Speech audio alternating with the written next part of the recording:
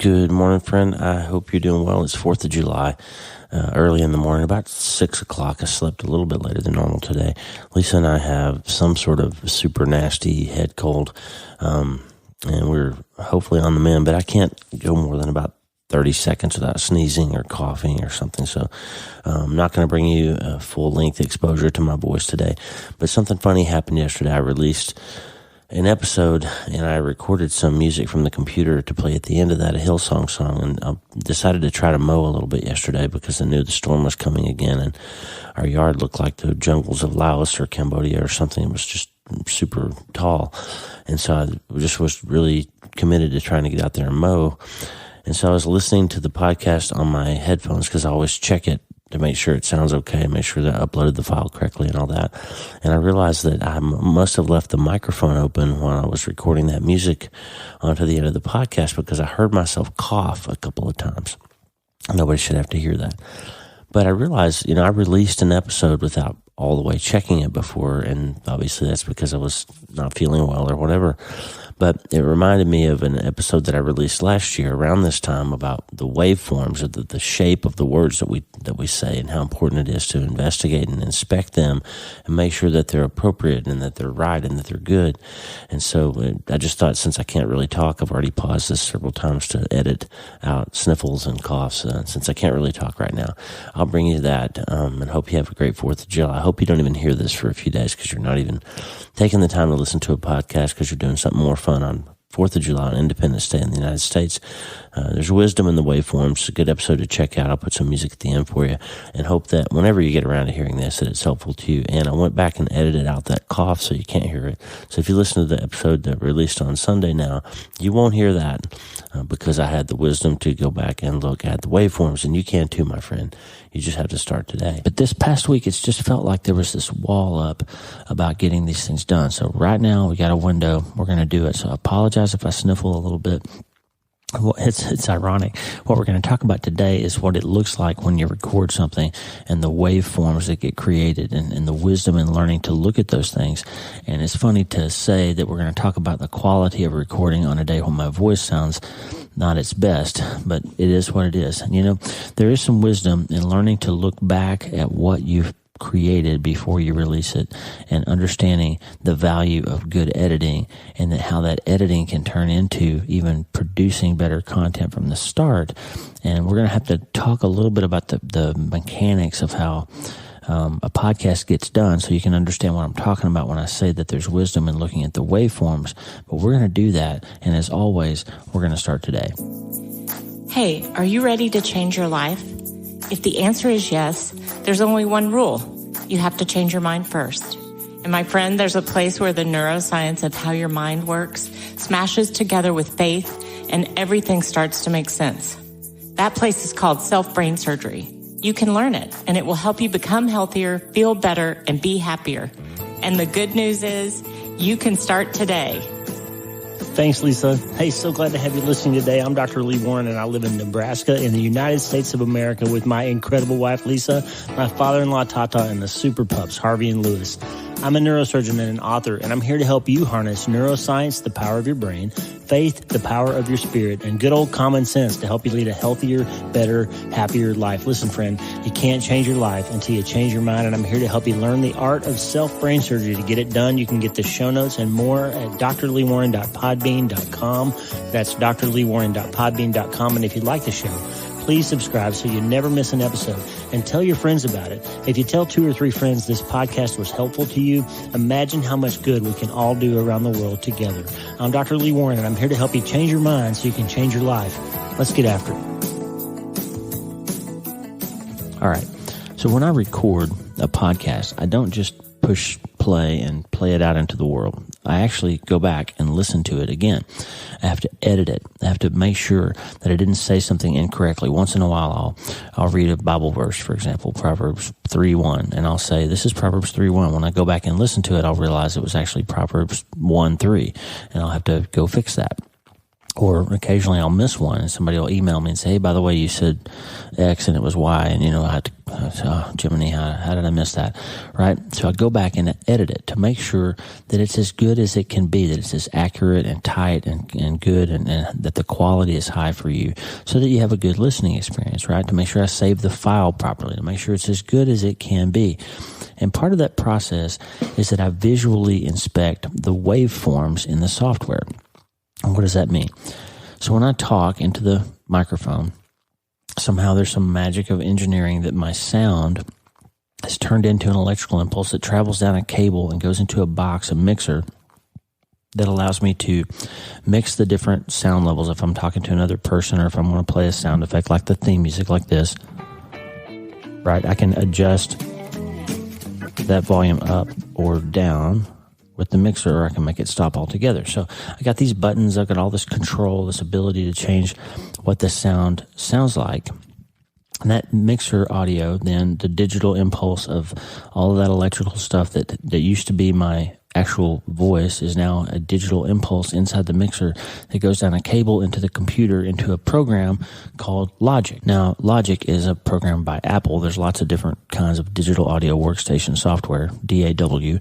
There's tons of different companies out there that make that DAW software. The one I use is Logic. I'm kind of an Apple guy. So inside of Logic, then, when I speak, I can see on the computer screen in front of me a digital waveform that represents what my words sounded like, right? It's not my actual sound. It's a digital representation of it. But it gives me a way to look and see what the sound looks like on the computer screen. And what I've learned over time is that I have a bunch of tendencies and habits when I speak. For one, I tend to breathe really heavily right before I start a sentence. And you don't need to hear all that. And so I'll go and clip them out. And I'll make a little weird sounds, little clicks with my voice a lot. And you don't need to hear all that either. I say a lot, and I say a lot. And at the end of the day, when I've recorded a 30-minute episode, if there are 200 times of me saying or or making some weird little sound with my mouth, that episode would be kind of irritating to you if I left all that stuff in there. So I go through and I clip as much of that stuff out as I can. Now, it's not always possible. Somebody, especially when you're interviewing another person, that kind of doubles the opportunities for there to be weird sounds, or somebody's phone will ding, or a dog will bark. There's some weird little thing that somebody does with their voice. Can become overwhelming to edit all of that out. So sometimes you'll have one, and sometimes it also sounds unnatural if you make a conversation completely clean, where there's never a pause or a gap or an or any of that. So there's a balance between quality, so it's more fun to listen to, and that none of those things become distractions, but also where it sounds natural and like a real conversation, right? So I do that a lot by going back through and looking at those waveforms. That really helps me to make a better quality product for you. It improves your experience and makes the content come out instead of just the distractions. It makes it more enjoyable and more helpful. And what I've learned over time is that there are some surprising ways in which inspecting those waveforms has helped me become a better podcaster and a better public speaker, and frankly, a better person in general. And here's why. Here's some of the surprising parts about that. I can see those waveforms now. I know what it looks like on the computer screen when I said, for example. I don't have to go listen to it. I can start clipping those things out before I even press play and re-listen to the episode. I can see pauses in my speech. I know what it looks like on the screen when I click my tongue up against the top of my mouth and make that weird clicking sound. And I can go clip a lot of that stuff out. I know what my breath looks like on the waveform on the screen. And so learning to go back and look at what I said and how it looks on the computer screen has helped me to create better content, because what's happening is I'm thinking about that now when I record.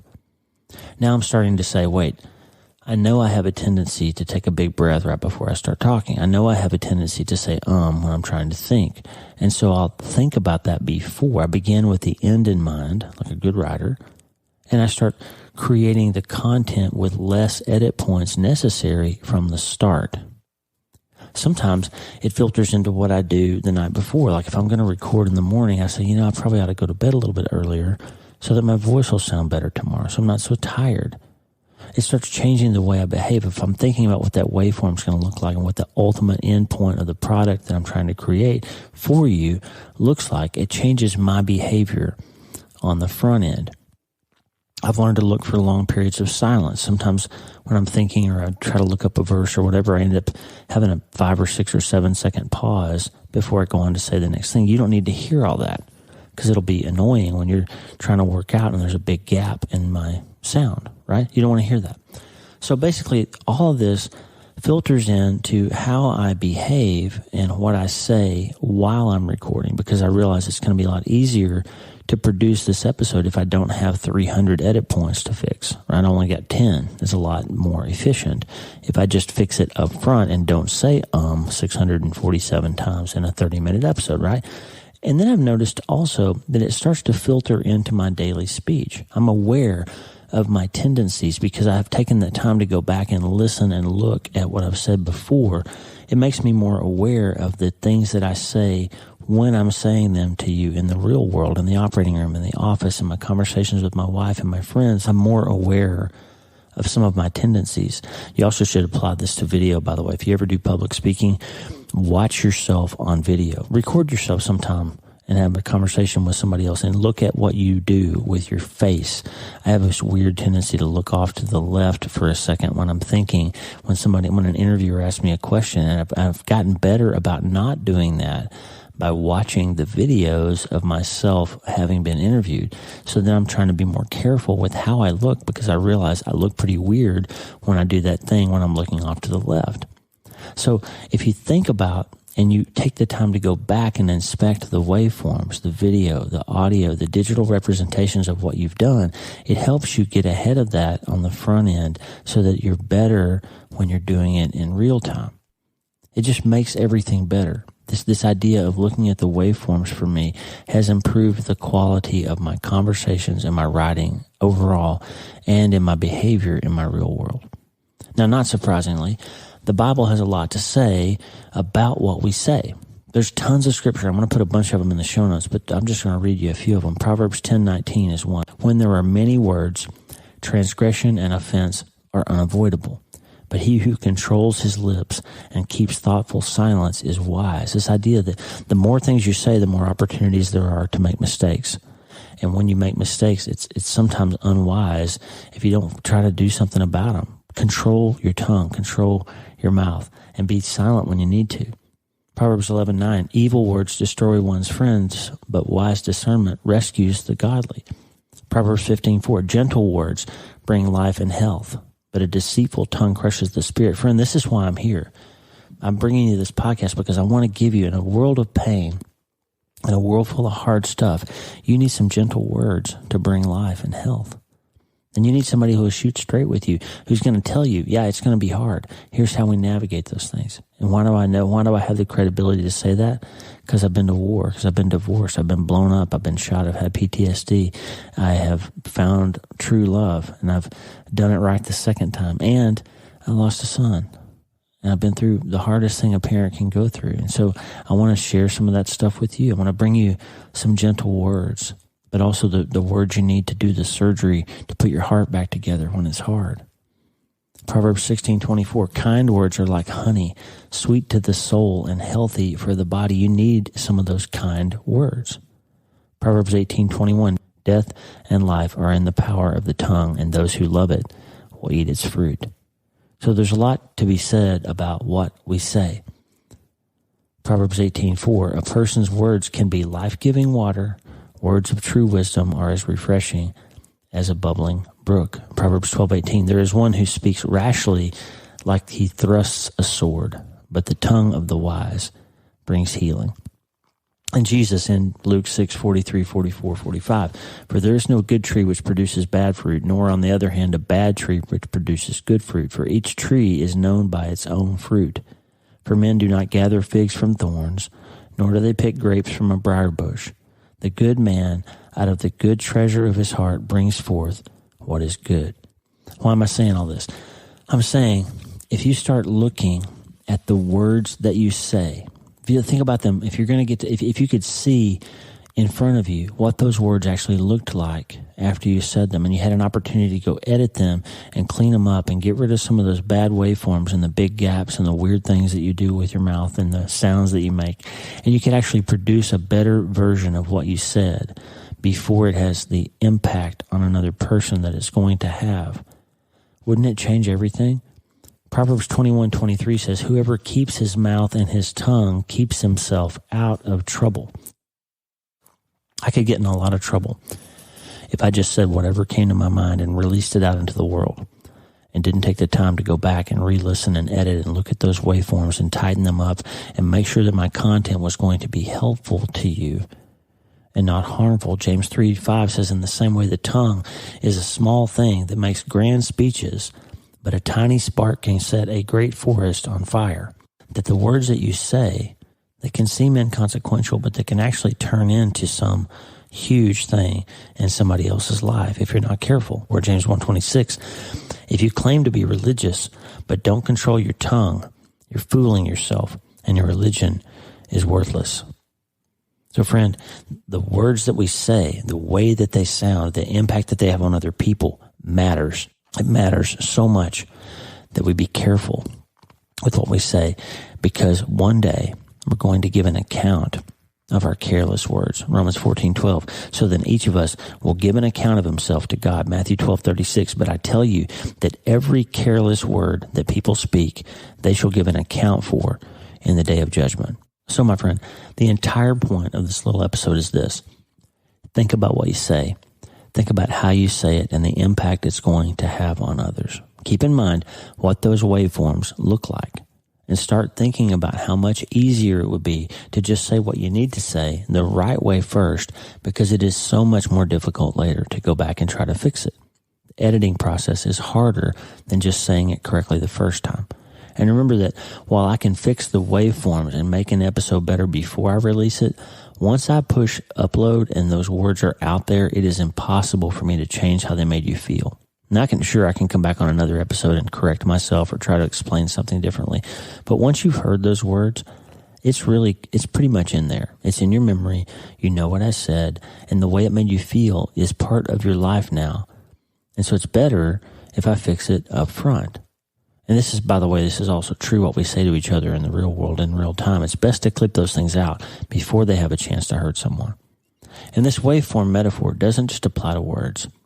You know, I told you I can look at the screen now and I can see where I said and I can see when I clicked my tongue and made some weird sound. I can see that. And what if you started looking at your life and you thought about what certain behaviors of yours would look like on the screen before you did them?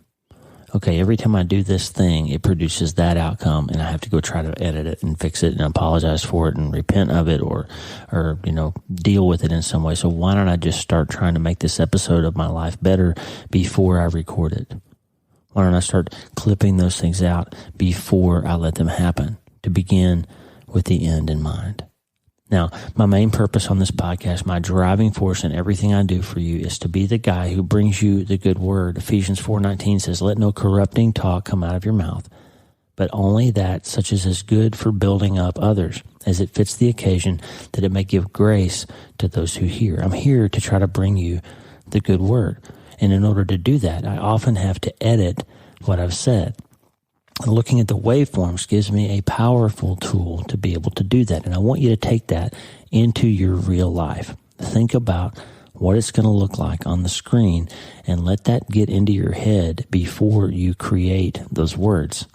It'll make things so much easier for you, friend. I promise. If you take a second to think about what you're about to say, or think about what you're about to do and how it's going to look on the screen and how much harder it would be for you to try to edit it and fix it than to just correct it up front, then that would make things a lot better. I've become a much better podcaster because I've learned to look at the waveforms. I want to take that lesson and use it to think about the power of my words, what my life looks like, the impact of all my actions, and to get a better, more efficient, kinder, more humble way for me to look more like Jesus, to be a better husband, a father, a better pop, a better friend, a better doctor. And I want all of that for you too, my friend. I'm getting there by learning to look at the waveforms, to stop making the same mistakes all over again, to think about what it'll look like and how hard it will be to edit so I fix it before I even record it. And you can too, but you got to be willing to look at those waveforms. And sometimes it's not easy, but it's worth it, and you have to start today. Hey, thanks for listening. The Dr. Lee Warren podcast is listener supported. Check out patron.podbean.com/Dr. Lee Warren. That's patron.podbean.com/Dr. Lee Warren. Patrons and partners get free books, transcripts, special patron-only episodes, and more. And partners like you allow us to stay ad-free and keep growing. Please subscribe to the show so you automatically get every episode. And if you like the show, you'll love my weekly letter. Check out my writing at drleewarren.substack.com, drleewarren.substack.com. Get the free newsletter every week for my best prescriptions for becoming healthier, feeling better, and being happier through the power of faith and neuroscience smashing together via self-brain surgery. drleewarren.substack.com. And if you need prayer, go to the prayer wall at wleewarrenmd.com/prayer. The theme music for the show is Make Us One by Tommy Walker, graciously provided for free by the great folks over at TommyWalkerMinistries.org. Check it out and consider supporting them. TommyWalkerMinistries.org. Remember, you can't change your life until you change your mind. And the good news is you can start today. I'm Dr. Lee Warren. I'll talk to you soon. God bless you, friend. Have a great day.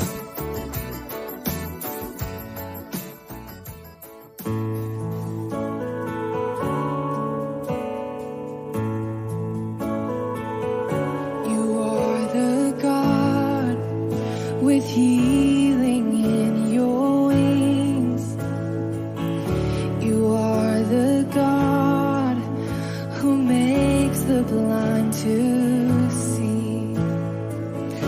You are the one who makes the lame to walk. You are the God who healeth me.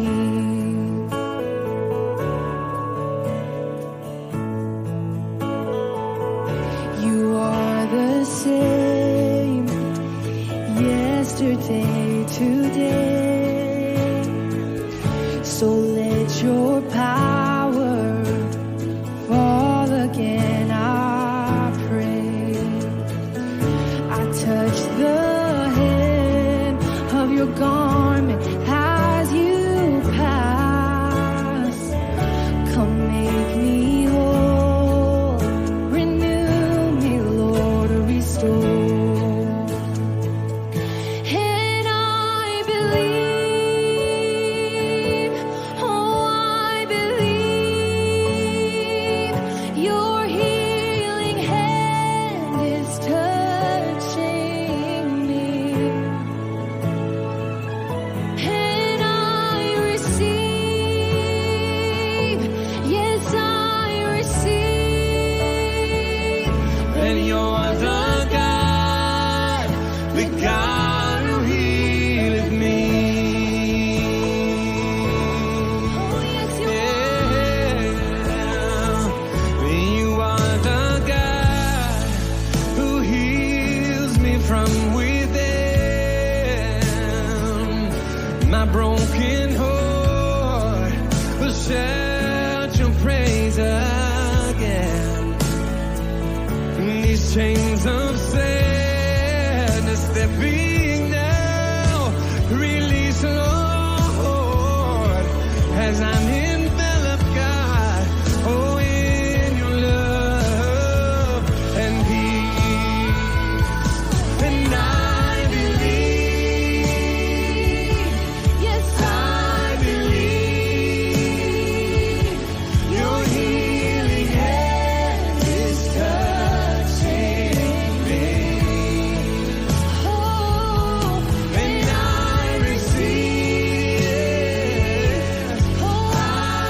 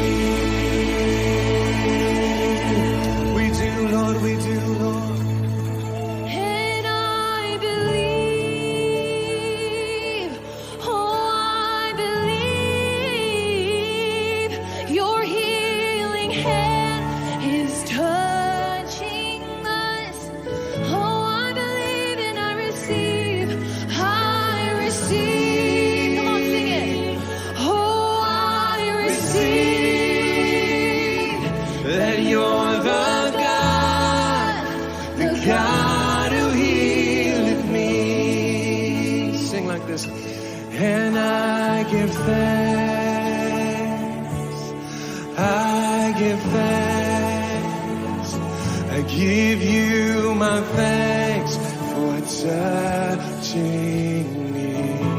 Thank you, Lord. All of my praise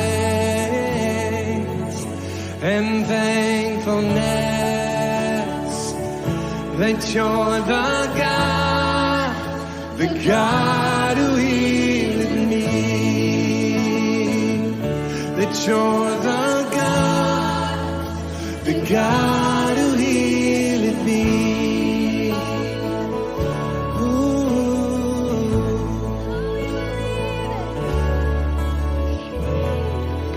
Amen.